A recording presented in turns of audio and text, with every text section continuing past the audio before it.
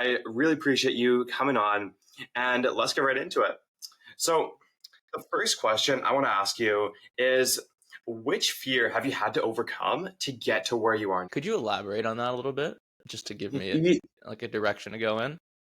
Yeah, for sure.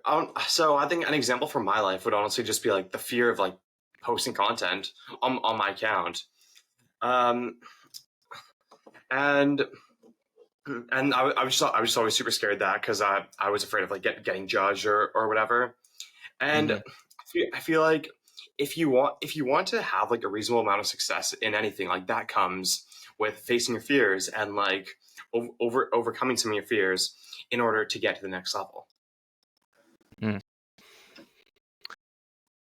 Well, specifically in relation to content, some of the fears that I had to get over in order to be where I'm at today. I think the biggest thing for me and a lot of people is getting over the fear of being judged by your peers in real Mhm. life, like your immediate peers in real life. That's a really tough problem to solve, actually, because as humans, we're social creatures, and we do inevitably care about what our social circle thinks of us. And when you're posting content, you're essentially putting yourself out there and you're being vulnerable to the public, whilst also being vulnerable and visible to your immediate peer group or family member group. Yeah. And being able to push through that fear of being judged, I think is incredibly important. And I did that. There are certain steps that you can do to help alleviate the pain of that. For example, stepping away from your social networks for a little bit, like physically Yeah. removing yourself from situations,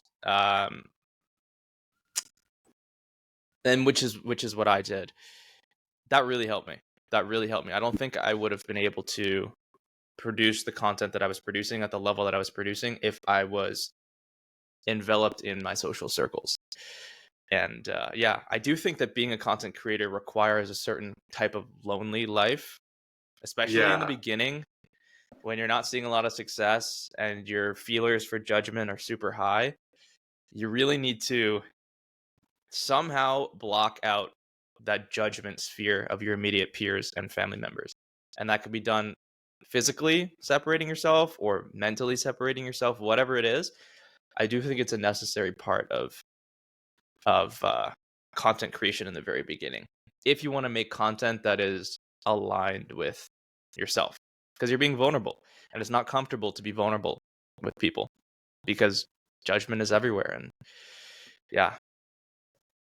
Yeah, for sure. And I feel like mo- most most most most like worthwhile achievements come with just looking stupid at the start and getting judged. But you just have to be able to push through that judgment and like looking stupid if you want to eventually achieve what you want to achieve, whether it be in content creation or whatever. Mhm. So how did you kind of like push through that judgment, or like the perceived judgment, you can say, like thinking that like people are judging you when you post? I took a more physical route. So when I started to post content was when I was the most isolated. Um, I come from a very social background. I'm a very socialized human, thankfully. Yeah, Um, I had very strong and have very strong friend networks. All growing up, high school, university. So I was surrounded by a lot of guys and girls. I'm very fortunate to be socialized to a high degree, in my opinion. And in order for me to get in the mindset to be able to be vulnerable and create content that aligned with me, I needed to step away from that tight knit social group. Um, I couldn't, I couldn't, it was very difficult for me to be vulnerable on an Instagram post or whatever, and then have to see all of my friends and have them either bring it up or talk about, like, it just, that didn't sit well with hmm me. So I took a more physical approach, and luckily I started creating content when I was going through a kind of growing up phase. I was just out of university. I had came back from living in LA, trying to find myself, and I was in the midst of figuring out how I wanted to live Yeah. my adult life. So I was just on the brink of adulthood, and I chose to go into a little bit of an isolation mode, monk mode you could call it. Yeah. Maybe you've heard of that. I did do monk mode for a bit, and that monk mode period is what catalyzed my content creation, because I was at free liberty to create and publish whatever I wanted to without fear of being judged in person by my peers. Um, and I think that's one of the biggest barriers for people creating content. Maybe you can relate, maybe you can't, but I know a lot of people listening can probably relate that there's almost a sense of embarrassment with creating your first couple pieces of content. Yeah. Embarrassment with Totally. being open and transparent and vulnerable with your inner emotions, all that stuff. Uh, so yeah, that's what I did. I took the physical approach, and I started creating content as I began monk mode. So You said you lived in LA to try and find yourself. Tell me more about that. Like, yeah, yeah, what did you learn about yourself during that time? that was a crazy period in my life. So I shipped myself off to LA Yeah. after university. I live in Canada, Vancouver, British Columbia, which is on the west coast, right above Seattle. And I finished university, and I had plans, kind of last minute. I planned to move to LA with one of my close friends from New York, where I'm from. I Oh was yeah. born and raised in New York. He messaged me one day. We started talking like, "Hey man, I'm moving out to LA to pursue my music career. Do you want to come with me?" And I was in a very free flowing state of mind, and I was looking for my next opportunity after university. I was like, "Yeah, sure, let's do it. I'll go to LA with you." So I flew myself to LA, or sorry, I flew myself to New York from Vancouver, and him and I got in his car and we drove west Wow. to LA from New York. So we did the whole Route 66 from New York to LA, which is fantastic. I highly recommend. Drove through the entirety of the United States, saw a plethora of different states, so much diversity, so much culture. Fantastic experience.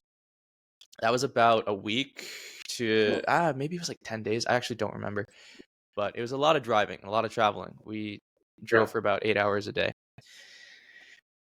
Eventually we arrived in LA, and we actually didn't end up living together. Okay. His sleeping arrangements didn't align with it wasn't conducive for me living with him.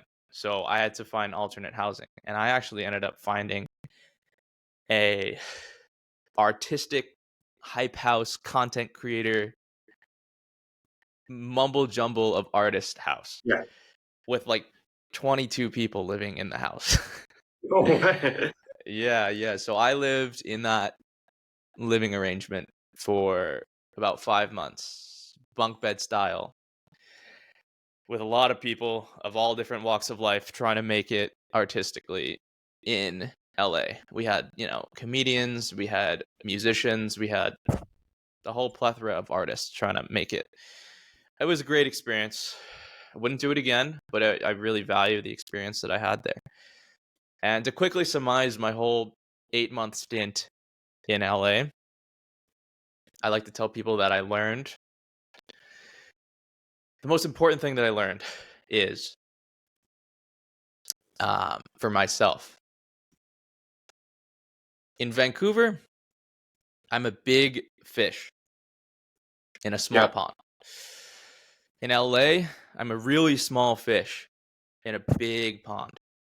And I don't like that feeling. I learned about myself that I don't like feeling like a really small fish in a big pond.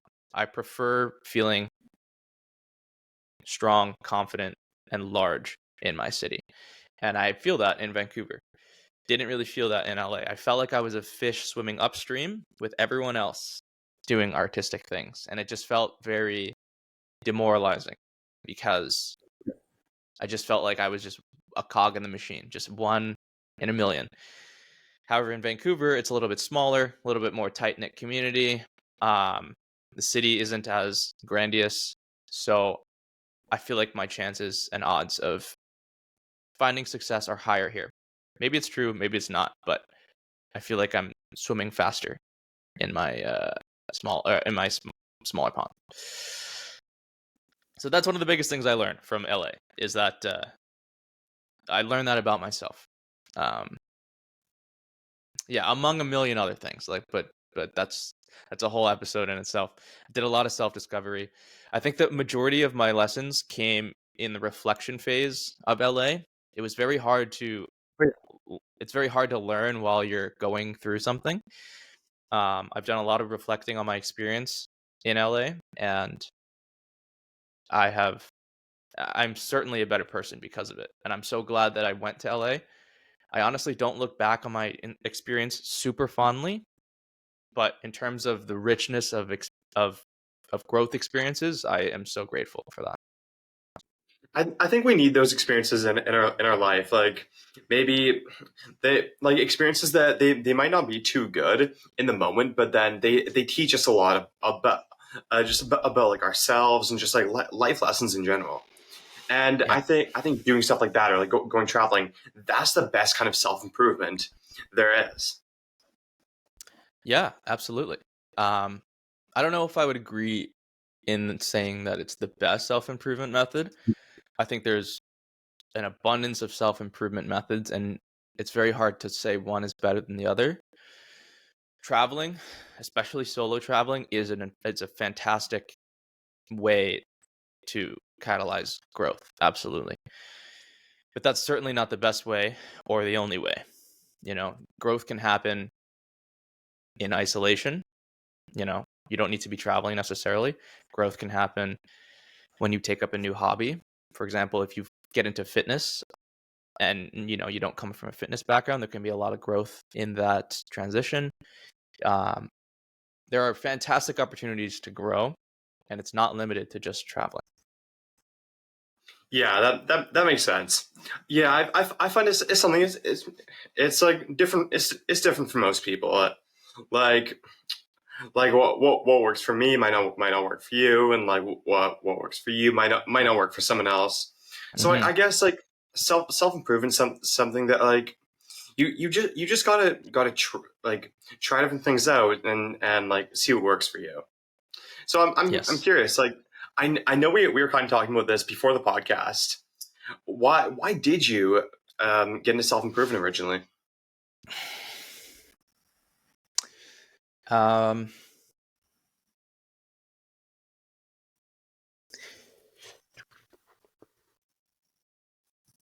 well, at first, I've actually been into self-improvement for a very long time. I've cared about my health and my fitness and my mental health since adulthood, or sorry, since like right after puberty. So maybe like 14, 15 was when I started to care about my appearance, my health, my physique, my mentality, my social standing, all of that. And it's very complex as to why I started to develop an interest in that. However, I'm 25. I've done a lot of self-reflection. I actually go to therapy. I have very open conversations with my family. I've reflected back, and in hindsight, my reason for getting into self-development and self-progression is because I needed to be a role model and a father figure for my siblings. Yeah. So that kind of subconsciously affected the way that I moved and my behavior as a young kid. And now that I'm 25, I'm able to look back on my life and label that as such. It was because I needed to be a role model for my younger siblings. And in turn, I was a role model for myself because I didn't have a strong father figure and my siblings didn't have a strong father figure. So there was a gap that needed to be filled. I was the eldest male in the family. And from a very young age, I took on the responsibility of being a solid father figure role model for myself and my siblings. And that's carried with me to this day, still to this day. And that's why I post the content that I do, because I'm really accustomed and comfortable with being a role model and a father figure. Yeah. It's not fake. I'm not putting on a facade.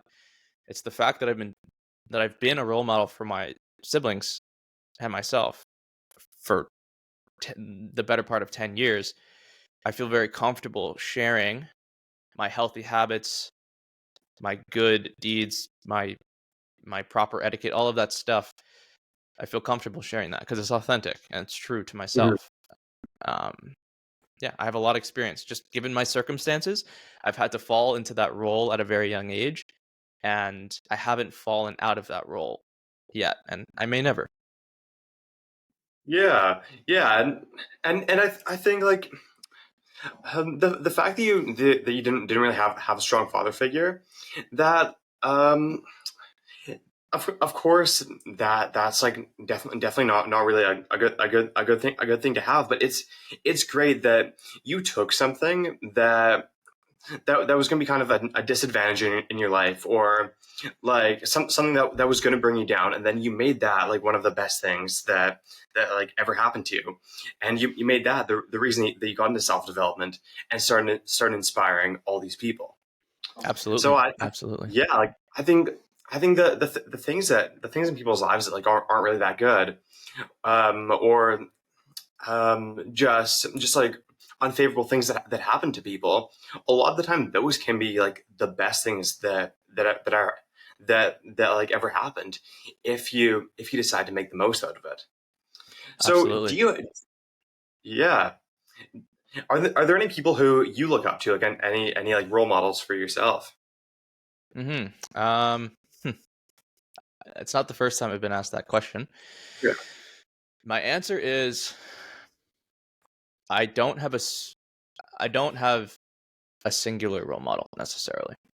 I have role models per each domain that I am interested in. Um, I have people that I look up to for social ability and social skills. I have people that I look up to in my creative domain. I have people that I look up to in my academic pursuit domain. I have people that I look up to in my philosophical interest domain.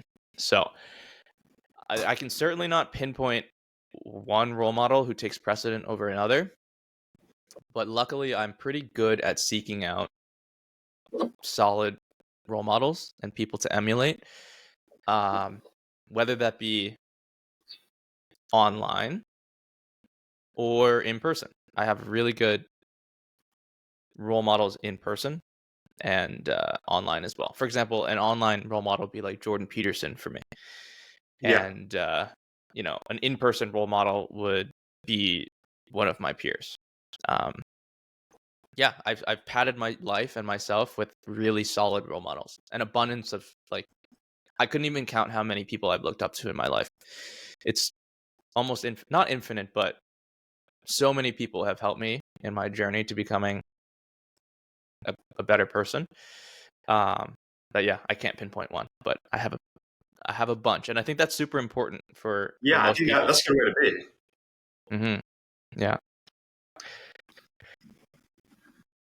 Yeah. Well, like one thing that I also really wanted to say is that I was like doing some research for this podcast, listening to some of the other podcasts he did, and I I can really tell that you're super comfortable. You're super comfortable in your own skin, and you're a super self assured person, which I think is a great way to be. So, has that like has that always been something that you've had, or has that been like something that you've had to develop? No, that's not something that I've always had. Yes, that has been something that I've had to develop. I I started to develop it at a very young age. So that's where I stand out from the crowd. Um, it takes development, just like everything does.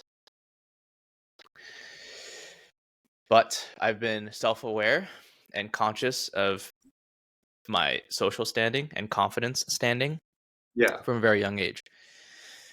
And I've been working on it from a very young age. 14, 15 was when I started to care about my appearance, myself, my health, all of that stuff. And I haven't stopped for a single day since. And so what you're seeing right now on camera and what you see in the podcast episodes is, 10 to 12 years of grind work at becoming a more comfortable person. And that's honestly what it takes to be really comfortable in your skin. Years and years of repetition, years and years of proof that you are who you say you are. In the words of Hormozy, Alex Hormozy says, what is the quote? Do you know what I'm talking about? Yeah, it's like self-belief comes from like having a stack of proof that you can do the work. Yes. I was honestly just gonna bring that up. Yeah. Essentially that. And I'm a firm believer that confidence is just proof that you can do the things that you say you're going to do, over and over again. So I've been doing it for 10 years. I've been keeping my word for the most part to myself and keeping my promises to myself for the most part for the better part of 10 years. And I think that's where confidence well, I know that's where confidence comes from. It's just from doing what you say you're going to do. And then you build up a solid rapport with yourself. And my relationship with self is amazing. I love myself. I'm very proud of who I am. And I acknowledge the hard work that it's taken to get to where I am, because it's been a lot of hard work and I've put Yeah, myself through the ringer. I've done a lot of you know, grind work and then self-reflecting. And it takes both. You got to grind and then you got to self-reflect. Um, yeah, there are certain things in my life that have made it a little bit easier. For example, engaging in sports at a young age for me. I played football and I wrestled in high school. yeah, And those are instrumental in cultivating proper self-growth capabilities. Especially wrestling.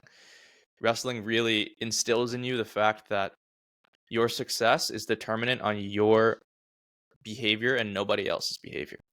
So when you're wrestling, it's a one-on-one sport. It's just you on the mat versus another person. And if you win or lose, it is 100% dependent on the amount of work that you did or didn't do leading up to that match. And that is such an incredible perspective and skill to have, because ultimately that reflects life. Your successes are dependent on the amount of work that you do or don't work, or the yeah, amount of work that you do or don't do, and nothing else for the most part. So taking full ownership of your actions, your successes and failures is incredibly important. And sports has instilled that in me. And this is all leading into the whole confidence thing. This is why yeah. I sit well in my skin. Yeah, and I think like confidence comes from competence. Like you said, like you become confident by like proving to yourself that you do what you say you're going to do, and you're just a competent person, I guess. And I was actually thinking yesterday, like people who are young and haven't really done much in life, like they aren't really supposed to be confident people. Like you're not really supposed to be confident at like a young age, because you Mm-hmm. you haven't really done too much to earn that confidence.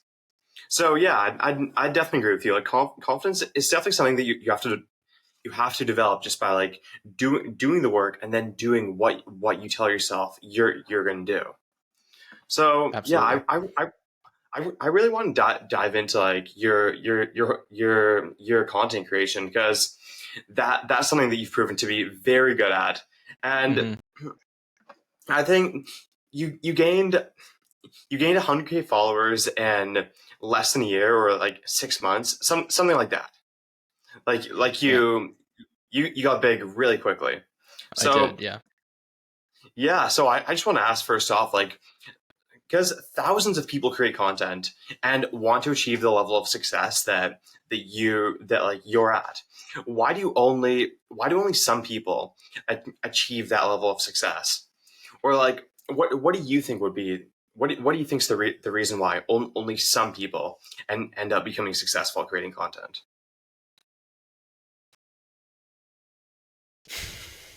Um. Well, That's just the law of physics at work, in all honesty. Like, for example, if you were to ask that question, why isn't everyone millionaires? Yeah. Why doesn't every single person have a successful business? Why doesn't every single person drive a Lamborghini? The answer is, what is the answer, actually? That's a very philosophical question. It takes a lot of hard work and grit, determination, consistency, and not everyone is wired to achieve certain degrees of success. You know, that I wish I explained that better, but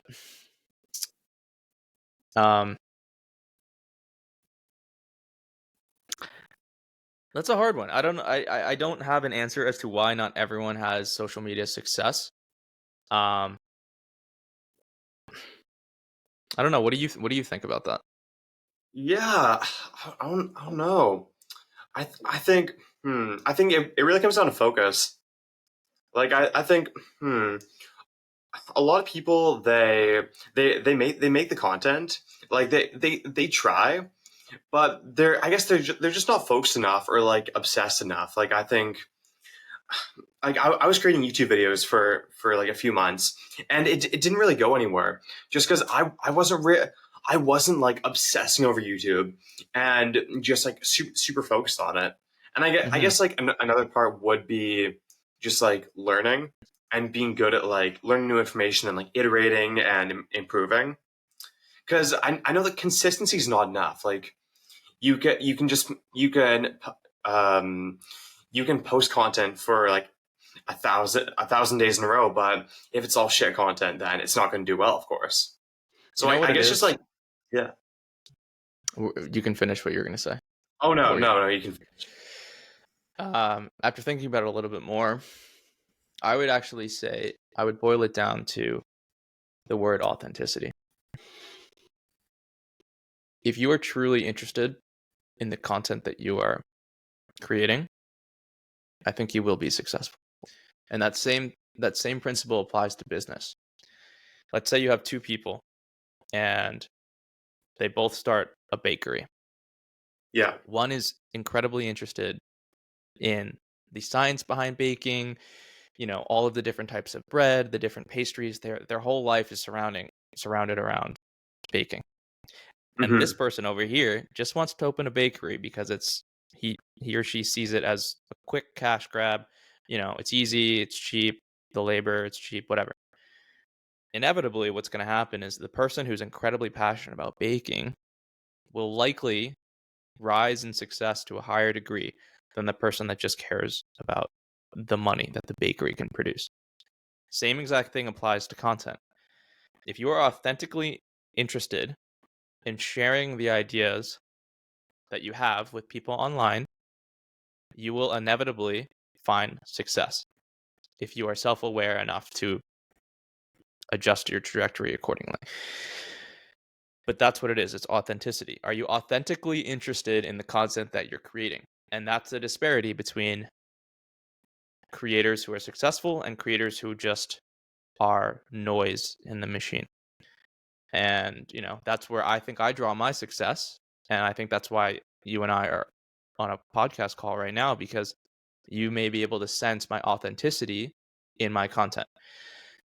Whereas with a lot of people, you can tell that it's just recycled ideas, recycled content. They're just posting to post just so they can increase the number next to their name. Yeah. Whatever it is, it's authenticity is what allows success in the digital space, as well as a plethora of other domains, not just business, not just content. Like, for example, you know, if you want to be a prolific academic, like a professor who's incredibly world renowned, Yeah. like, for example, Andrew Huberman, he is authentically interested in science to no end. Like, his life revolves around science. It doesn't revolve Yeah. around content creation. It revolves around biology and science and getting to the bottom of human function, all of that stuff. And that's reflected in his massive success as a content creator, right? He's not a content creator. He is someone who's super interested in science and he just happens to create content. That's what makes a Exactly. successful. That's in all domain. You have to be authentically aligned with what you're doing if you want to find success and How sustainable can success. yeah, for sure. How can someone find that thing that they're like authentically interested in though? Because I know like a lot of people seem to have trouble with that. You got to try things, man. You got to Yeah. put yourself out there. Try things. Um, Luckily, from a young age, as I was mentioning before, I stumbled into a passion of mine, which was creating things from nothing. Um, and I was authentically intrigued by that idea, which eventually divulged into a bunch of other creative outlets for me. But it's just exposure to new things and trying new things. If you don't know what your passion is right now, to whoever's listening, maybe you yourself, Yeah. try a bunch of different things. You never know. You never know. Take a skydiving course. You might thoroughly enjoy skydiving. You might, for the rest of your life, become a skydiving coach. Take a boxing class. You might thoroughly enjoy the mechanics behind boxing. You might become a boxing coach for the rest of your life. Build something with your hands. Build an IKEA shelf. You might be like, wow, I really enjoyed that whole process. And you might become a carpenter. I don't know. Like, this is how you find your passion. And you have to be self-aware, right? So while you're building that IKEA desk, try to be cognizant of how it's making you feel. If you hate every single second of building that IKEA desk, carpentry might not be for you. But if there are certain elements of building that desk that really intrigued you, maybe it's working with your hands, maybe it's twiddling with the screws, whatever it is, the power tools. Be cognizant of how your brain is interacting with the task at hand. And I just was lucky that I was cognizant enough when I first took this Photoshop class to realize, like, oh, hey, I really enjoy this. I really enjoy this, and I'm going to pursue it. A lot of people are numb to their emotions when they're doing things, and they're Yeah. not perceptive to how things are making them feel. But, the typical person interacts with a lot of different stimuli on a daily basis. And if you can somehow map out what you do and don't like throughout the day, pursuing your interests become easier because you can register what you do and don't like. So Yeah. yeah, that you just gotta expose yourself to the world, try things, and then also self-reflect on how it made you feel, and then pursue based on that. Yeah, that makes sense, man. And what you said about like figuring out what you don't like, I think that's pretty important as well. Like Mm-hmm. it's probably just as important as figuring out what you do like, Yeah. because then like if you know what you don't want to do, then it's easier to find what you actually do want to do. So Yeah. something really interesting that you said that kind of ties into this is that you don't like to be inspired. Could you tell me more about that? Yeah. Where did you hear that? Where did on a On on you and Drew's podcast. yeah. Yeah. I you know, I don't like to be inspired. It's not something that I seek out necessarily. Um because, and it ties back into the confidence thing, I have a lot of confidence in myself to create authentic things that are derived in here. And typically, I see seeking out inspiration as a little bit of a cop out, it's a little bit of the easier route. I think the Yeah. harder thing to do as an artist is create something directly from inside of your brain. Now, obviously, the things that I create are going to be influenced by my experiences and my exposure to things. But very rarely do I seek out inspiration for the sake of inspiring myself. And that's really reflected, I think, in my non-desire to watch movies and my non-desire to watch TV shows or consume a lot of mainstream content media. I I don't want to be inspired by what everyone else can be inspired by for the sake of being different. And as a true artist of like I consider myself a true artist, I think keeping my ideas as protected from mainstream influence as possible is important for me. And that's how I stand out. And that's, that's, I don't know. It's weird. It's wishy-washy. I'm not fully, like, that idea isn't fully fleshed out. But yeah, I tend to not like being inspired by things, especially movies and traditional entertainment modalities. That's Yeah, it's super interesting. hmm So what's like your framework, or like how do you like come up with ideas then, if you don't if you don't really like being inspired by external sources? How do I come up with ideas? Well, just my. How do I come up with ideas? I give my brain the most amicable environment to think. Yeah, I spend a lot of time and energy giving my brain a super healthy environment to thrive. So, in short, that's where my thoughts come from. It comes from a healthy mind. Good sleep, no drug interference, no alcohol use, proper stimulation throughout the day, pursuing my passions, good relationships. Having a solid mental status is where I get my ideas from, in short. Um, yeah, and social media plays a big role in that, actually, and it degrades yeah, my capacity to think on my own. So I just recently came off a social media cleanse for about a month and a half or so. good for I you. deleted, yeah, thank you. I deleted Instagram, TikTok, Snapchat, all off my phone. And leading up to that period, I was very foggy minded, very cloudy. It was very hard for me to think on my own. I was very enveloped in what everybody else was doing. Um, it was just all compounding. So I needed a break, and I took a break. And during that break, I realized, or I reclaimed my ability to think on my own, to rekindle my own thoughts, and to curate my own thoughts from my standpoint that I trust. So ultimately, yeah, that's where I get my ideas from. Yeah, it's just creating a healthy environment for my brain. A lot of it comes, like, if you want a physical answer, a lot of it comes in my shower. Like when I'm showering, Yeah, no phone, warmth, calm. That's when my brain just goes crazy. Um, and in terms of like physical processes that I do to kind of execute on my ideas, I have a whiteboard that I kind of just can that I can kind of just like move around and take with me, that I write my yeah, ideas on. I have it by my bedside sometimes. I have it over here at my desk. I write on my whiteboard of a table. Um, any idea that comes to mind, I write it down, or I try to at least, or I'll do that on my notes app. Um, yeah, just your ideas can't become reality unless you write it down. So I've been a big proponent of writing lately. I journal a lot every day, every night, right before bed.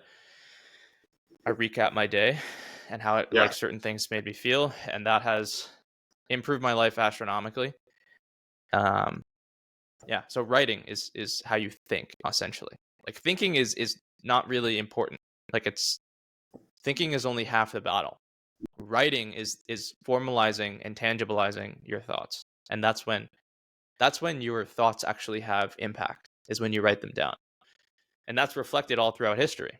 Right, the most impactful people are the ones who wrote down their ideas and thoughts. Otherwise, they can't really be impactful.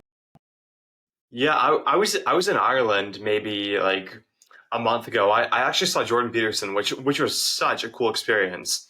And hmm something he said that really stuck with me was that writing is the highest form of thinking. Absolutely, it is. It's the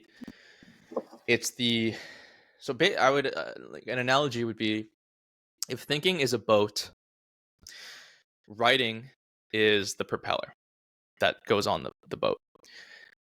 You know, thinking, you have a stagnant floating boat that can't go anywhere. It's just floating. It's good to have a boat. It's not bad, Yeah. but it can't be moved in any direction that's meaningful. Putting the motor on the back of the boat is the writing part. which means you can angle the boat where you want it to go, and you can actually propel yourself in a direction that you want to go and actually make strides and progress in the direction that you're going.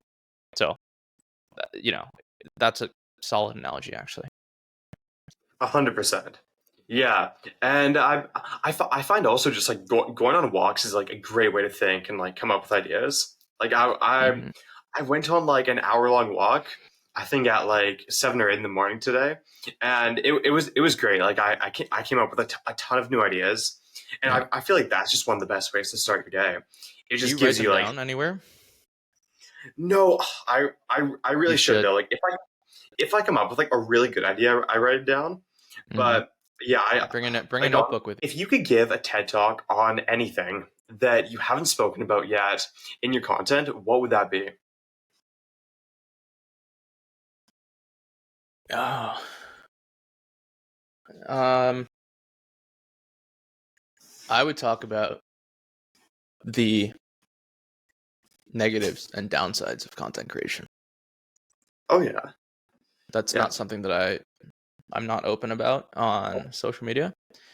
But I could write essays on, I could write a whole book on how unhealthy it can be to create content, especially in 2023, where basically these large tech corporations like Meta is essentially they're bringing content creators onto their platform as like laborers. We're almost employees now for Meta.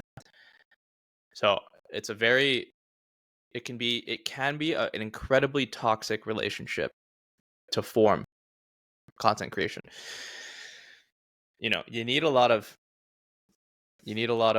stubbornness, stoicism, grit, determination to be able to create content in 2023 and keep yourself healthy while doing so. It's incredibly difficult. It's so freaking difficult, man.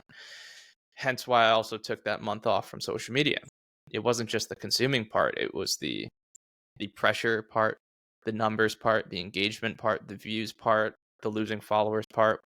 There's so many things involved that people rarely discuss, especially right now, because it's kind of the cool thing to do right now is become a content creator. It's a really cool thing.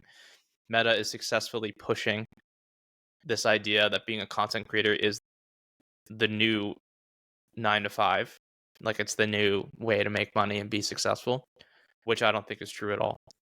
Because as I was referencing before, the only way to become a successful content creator is being genuine and authentic with your content. And most people don't have the capacity or interest to share their ideas and thoughts with tons of other people. That's not a natural thing for people to want. As humans, we aren't wired to public speak. We aren't wired, most of us aren't wired to do that. So, yeah, there's a massive disconnect right now going on with social media and bringing people on as content creators. So that's what I would give my TED talk on is the trials and tribulations and the horrible side of social media on the content creator end. That's yeah. Mm-hmm. When did you first realize, or like when and how did you first realize there was like this downside of content creation, and it wasn't really this like glamorous thing? March 2023 was when I realized that.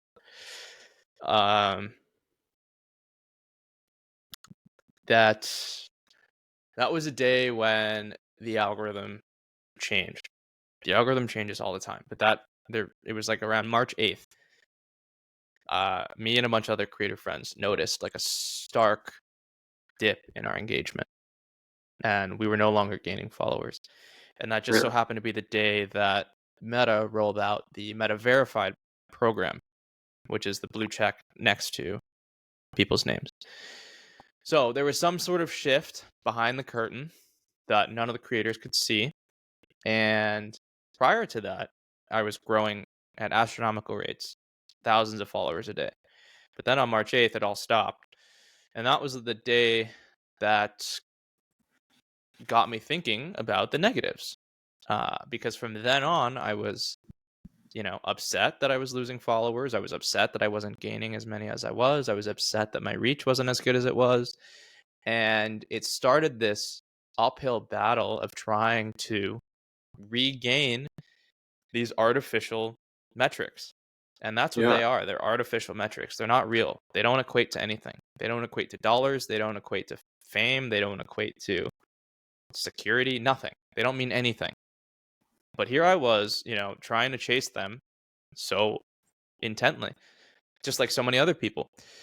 So that was the day that things shifted.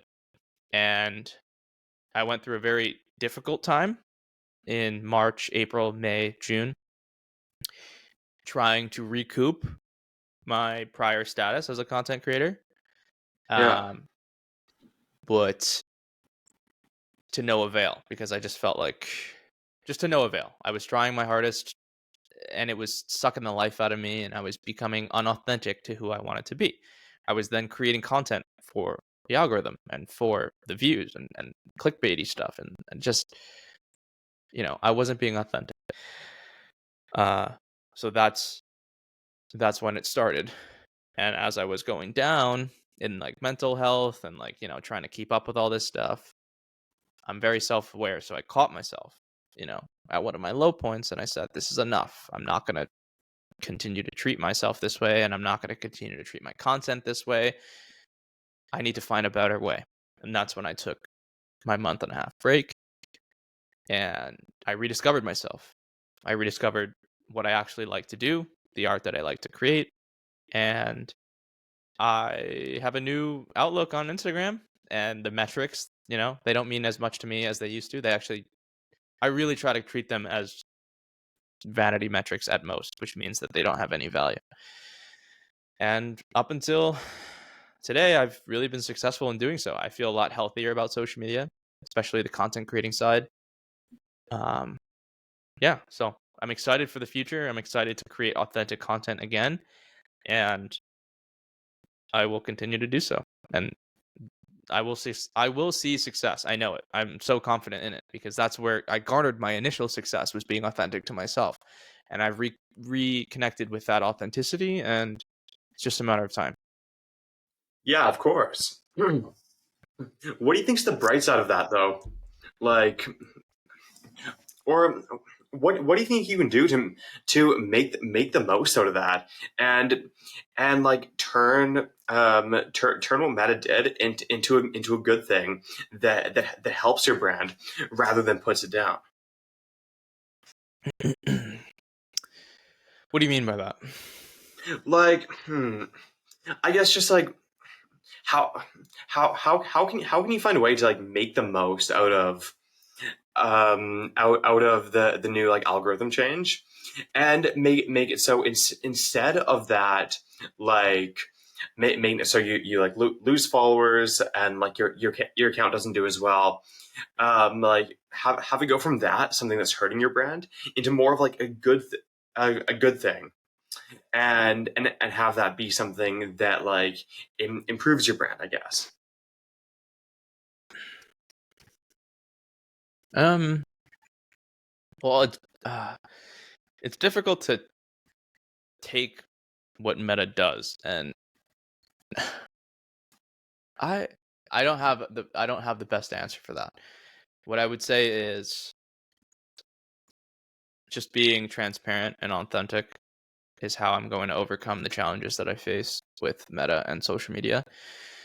Uh, yeah, and I've been doing that successfully thus far. Um, just being transparent, authentic, and healthy and genuine, and putting myself out there, being vulnerable, all of that good stuff is what counterweighs all of the negatives that are associated to Meta's actions. And I say negatives because I'm a person that loves control. I love being in control of my life and my situations, and Meta takes that away from me to a certain degree because they do whatever Yeah. they want, and I'm kind of at their free whim. Um, so my way to counter that is being genuine, authentic, building connections like you and I are having right now, Yeah. and um, you know, extracting all of the goodness out of what Meta is doing and providing. So Yeah, for sure. Well, I was just asking that because it's always like a good thing to think about, like when something that doesn't really go your way, just thinking like what you can do to like make the most out of it. You've probably thought about that before though. mm-hmm. Yeah. Well, I was just thinking like one good thing that I probably did was like make you more resilient, I guess, and and yeah, just make you more of like a resilient person, and and I guess just like improve like your mindset with content creation and everything. So I want to talk to you more about like your social media detox. How how did you do that to begin with? Like I couldn't imagine taking that much time off social media, especially if that would be like my job. Like I couldn't imagine being content creator with like a following that big and then taking that time off. Like it would be such a hard thing to for me to do. So Mm-hmm. how did you do it and like refrain from going back on? Well, comes from confidence with self. I trust myself a lot. I trust my opinions about things. And when I make decisions, my whole being is on board with it. Yeah. And that's honestly a superpower of mine, is allowing a deep trust with myself. So I came to the conclusion that I wasn't happy with the content that I was creating, and I wasn't happy with the content that I was consuming. So I made a conscious decision to do something about it. And that decision was a reset, a pause from consumption and creation via social media. And when I made that decision, like almost all of my decisions I make, I have 100% confidence in it. So I didn't care about I didn't care that I had a large following. I didn't care that I may be disappointing people. I didn't care about anything at that point Yeah. because I was in not a good headspace, and I have to prioritize my own well-being. And I'm pretty good at that. I'm pretty good at prioritizing my well-being, which is why I've consistently been fairly solid in mental health for the majority of my life, because I always prioritize my mental well-being. So yeah, I made that decision to take a break, and I stuck with it, and I had full confidence, and I had no set deadline. I had no idea as to when or if I would return, whatever the case was. But I did the break for as long as I deemed appropriate. And when I started to feel healthier about myself, I started to slowly jump back on social media.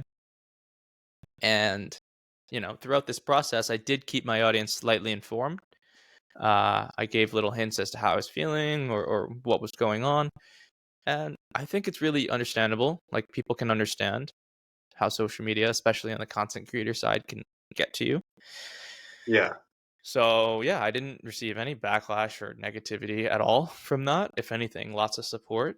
People were Good. in my DMs, all the time saying, take all the time you need. Like, we're here for you, whatever the case is.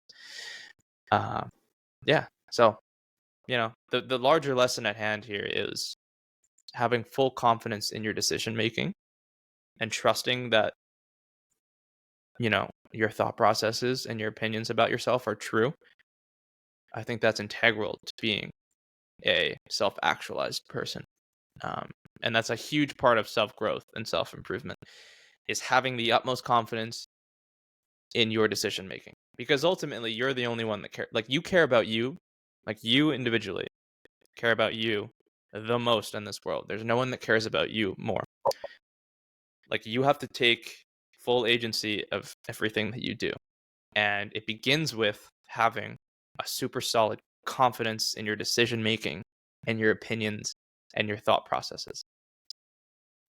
Yeah, you're right 100%. And I think like you said, like I think the reason that you were able to stick with it for that long of a time, like a month and a half, was because you already had the trust in yourself, and you knew you're capable of like putting the work in and doing things that are hard.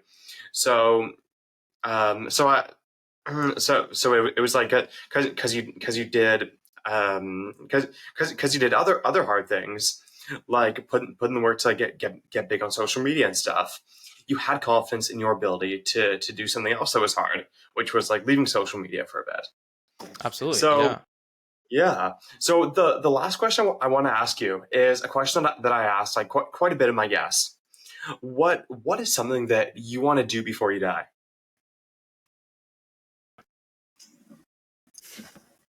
Have kids. Yeah. Yeah, I do want to become a father before I die. Absolutely. I As I was mentioning before in the beginning of this podcast, I've fallen into a father figure role for my siblings and for even myself. I would say I am my own father figure to a certain degree. And I would really, really like to put all of the hard work, lessons, all of that stuff, I would like to put it into a son, preferably a son. I do want a son. I'll take a daughter, but I would like a son so that I can be an amazing father figure to him. Yeah, that's definitely big on the bucket list for sure. Before I die, just become a father. Oh, of course, man. Yeah, Yeah, I'm 100% in support of that. yeah, Yeah, man. Well, thank you so much for coming on and sharing all this wisdom. It this was honestly such an interesting podcast to do, and yeah, I really appreciate you sharing your thoughts on here. hmm yeah. Can I ask you a question now? Yeah, of course. Um, what what about podcasting interests you? Hmm, great question. I think it's it's it's just great being able to talk with people like you and like some of the other guests that I have on, and just having this way to like network with these people and then also share the stuff that they say to the people that follow me. And because a huge goal of mine is to impact 5 million lives before I die and just to help as many people as I can like make an impact on the world. And I think it's much easier to do that when I'm sharing other people's knowledge rather than if I'm just like making like YouTube videos or making videos talk talking about the stuff that like I know. So I guess that just like helping people by sharing like other people's knowledge, and hmm also just like being able to talk with people like you and being able to have like great conversations like this, like it's just such a cool thing to do. Like being able to just send a message to someone whose content you like on Instagram, or someone who like you think is cool, or they've like done something you want to do, and then be able to ask them questions for an hour. Like hmm it's the coolest thing. Yeah, is So this something that you want to pursue for the rest of your life, or is this like a passion of yours? 100%. Yeah. This is definitely something I want to do for my whole life. Awesome. Because yeah, it's it's just like such a cool thing to do, and I don't see why I'd want to stop having conversations like this. hmm Absolutely. Yeah. I mean, I have a podcast myself, and I share a Yeah, lot of your sentiment. Um, yeah, for all the reasons that you enjoy it, I enjoy it as well. Yeah, it's fantastic being able to speak with other people. Um, yeah, and it's an interesting setting also being on a podcast because you're forced to think beyond the scope of how you traditionally think because now you have an audience and you're not just speaking to one person or yourself. You actually have to have ideas and then broadcast them in intellectual ways that make sense to the most amount of people. So it's a really, yeah, it's an amazing skill, and it's amazing. It's just an awesome situation to be in, being able to communicate with someone, but with where there are stakes, right? Like it's being recorded. So I love it. I love it. It's really good for my brain, and yeah, you might feel similarly, but it's like a workout for your brain, honestly. Yeah. Yeah, and also I just wanted to add, like, there's a couple other things too. Like, one, it's so good for your social skills. Like, you just become such a better conversationalist Hmm. after you've like done a lot of podcasts. Yeah. And two, I think it's just a great way to like face fear and anxiety. Because like for most people, there's always a bit of anxiety before like hopping on like a podcast or a video with someone, and Hmm. and like sharing that to the world. So it's just a great way to like build up that muscle. Are you still in high school? I just graduated. Nice. And are you going to university? Honestly, I don't think so. I have like a business that I'm working on right now, and this podcast. So I honestly think that like that's a better way to learn than just like listening to some professor in a university. Like just learning from experience than like talking to people who are like already doing the stuff that I'm doing. I agree. Yeah. Yeah. I experienced university, and I'm experiencing the entrepreneurial life, and I'm learning infinitely more right now than I ever have. Yeah, Um, I think it's a great idea. Um, Especially the fact that you have obtained a knowledge of what your passion is. As I was saying, in order to be successful in business, entrepreneurship, content creation, you have to be genuinely interested in what you're doing, and you seem to be. So if you stick with it, which I don't doubt you will because you like it, you will be successful, which is amazing. It's refreshing to see someone who has success on the horizon because a lot of people don't know what they're interested in. So you've already got that checked off. yeah. Thank you, man. And and yeah, I guess I really like the situation that I'm in, like having a business as well as a podcast, because then I'm coming at the podcast with more of an abundance mindset rather than like a scarcity mindset. Like, oh, I need to like milk as much money as I can out of this, or else I'm not going to be able to live or something like that. Like I can just like do this for free and like not really worry about it, which is super nice. Yeah, and that's where you'll see your success, you know, when you're aligned with your goals. You're not trying to make money. If you were on this podcast talking to me, trying to get money out of me or trying to make money, the conversation would be totally different. So the fact that you're authentically interested in this is where your success will be derived from. So keep it Thank up. you, man. Don't sell out. Don't lose sight of your genuine interests. And you might lose sight of it. I did. And you got to realize it, recognize it, and pull back, reevaluate, and then retarget your trajectory after finding clarity. Yeah, you're right. And yeah, I think a lot of content creators start off just doing it for free, and then like something happens where like they get tempted to sell out, or like they actually do for a bit. So yeah, I guess it's just something to be aware of in the future, because like some opportunities are always going to come where it's like I can't make a bunch of money. So yeah, I guess I just gotta be mindful of like my goals for this. Yep. Cool, man. Thanks for having me. Yeah. Well, thank you so much for coming on, man. I also really appreciate you asking me the questions at the end. And Hmm. this was a great talk, and I really appreciate like how authentic you are, and like how authentic you were being, and you're just like saying your thoughts and not really holding anything back, which is awesome. Yeah, dude. Yeah. That's the sauce, man. Just be truthful. Never lie. Speak your mind 100%, even if it's going to ruffle some feathers. That's the way that I live my life. I'm willing to ruffle feathers if it means that I'm allowed to speak my truth. Um, and that's where my strong suit is. If you want to talk to me, you're going to hear authentic me. And whether you like it or not, I'm going to say what's on my mind. So, That's great, man. Well, yeah, thank you for coming on, and I'll see you later. Oh, have a great day, man. yeah, peace, dude. Thanks for having me.